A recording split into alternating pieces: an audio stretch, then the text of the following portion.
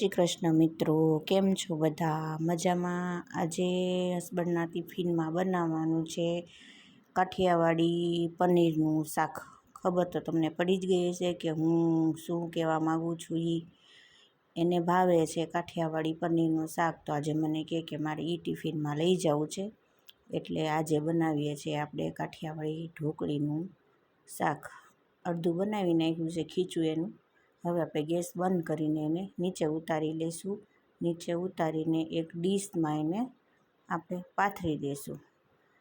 પાથરીને પછી થોડીક એની વરાળ જવા દઈશું, અને વરાળ જવા દઈને પછી આપણે એને પાથરી દઈશું, જેથી રૂમ ટેમ્પરેચર ઉપર થોડુંક આવી જાય. એ પછી આપણે એને મસ્ત મજાના પીસ પાડીશું.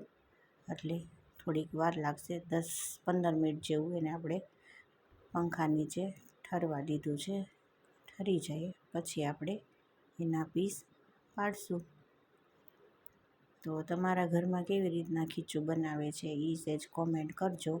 મને તો આવી રીતના ફાવે છે, એટલે મેં આવી રીતના એનું ખીચું બનાવીને થાળીમાં પાથરી દીધું છે. અને પછી હું એને આવી રીતના પાથરું છું, અને પછી હું એને 10-15 મિનિટ રહીને હું એના પીસ કરી નાખીશ. થોડુંક ઠરી જાય એટલે. બહુ ગરમ લાગે છે. ચમચોય મૂકતો નથી ખીચાને, બોલો.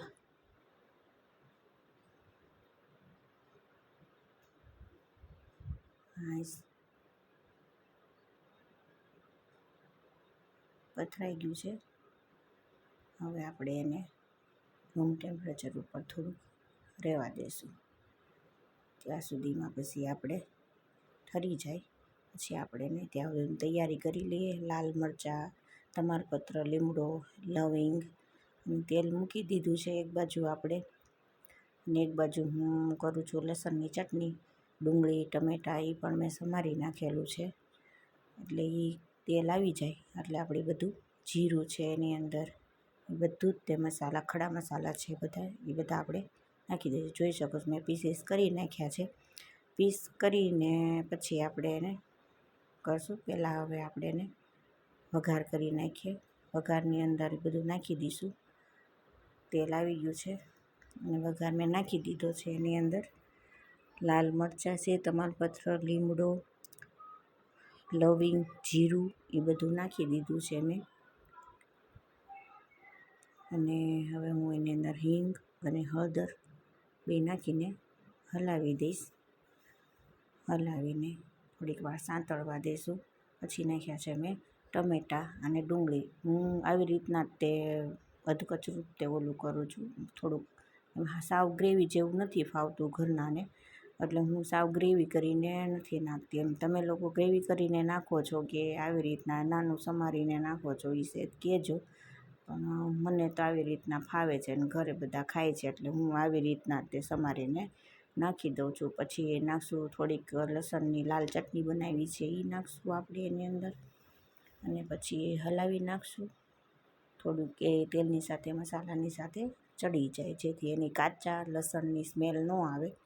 એટલા માટે એની અંદર તેલમાં તે વચ્ચે નાખી દીધું છે, એટલે એકસાથે બધા મસાલા ચડી જાય.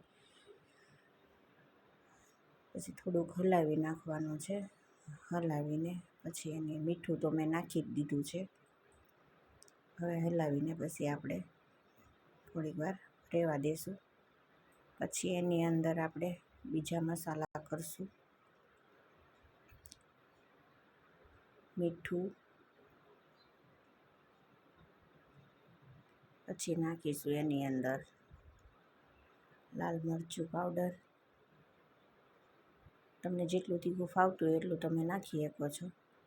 અમને મીડિયમ તીખું ખાઈએ છીએ, એટલે થોડુંક એવી રીતના 2.5 ચમચી જેટલું મેં મરચું નાખ્યું છે એની અંદર.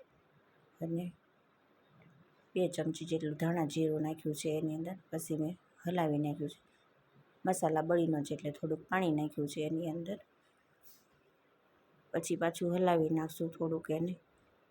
એટલે પછી થોડુંક હલાવીને 2-3 મિનિટ રહેવા દઈએ, એટલે મસાલાય ચડી જાય અને ડુંગળીની અંદર તે બધા મસાલા ચડી જાય.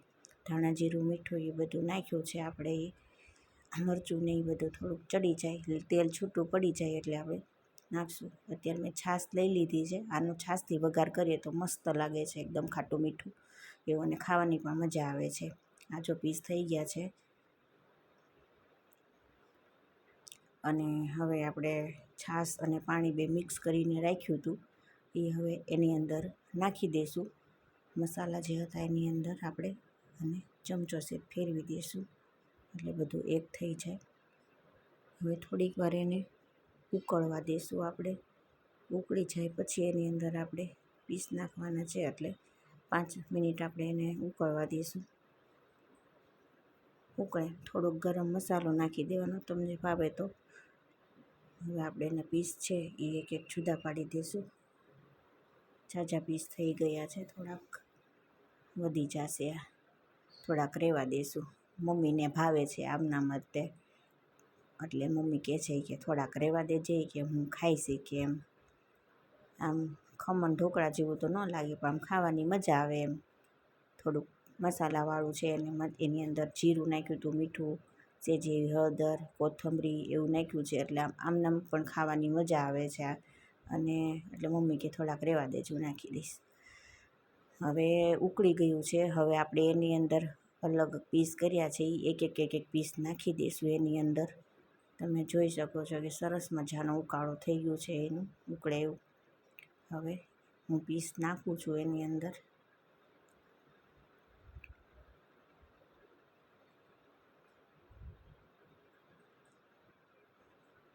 અને કાઠિયાવાડી પનીરનું શાક તમે કહો કે કાઠિયાવાડી ઢોકળીનું શાક કહો, ઘણા રજવાડી શાક કહેતા હોય છે, રજવાડી ઢોકળીનું શાક કહેતા હોય છે.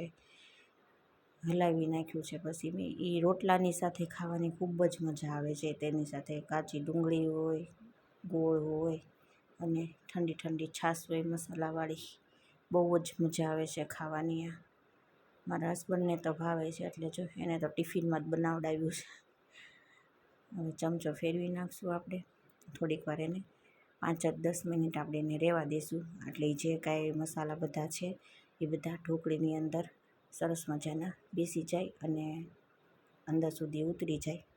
હવે જોઈ શકો છો સરસ મજાનું ઉકળી ગયું છે, તેલ પણ ઉપર દેખાઈ રહ્યું છે. હવે થોડીક કોથમરી આપણે નાખી દઈશું એની ઉપર. કોથમરી તે મને છોડવા તૈયાર નથી, બોલો લ્યો. કોથમરી હાથમાં ચોંટી જઈશ એ કોથમરી છે. તો બાય બાય, જય શ્રી કૃષ્ણ મિત્રો.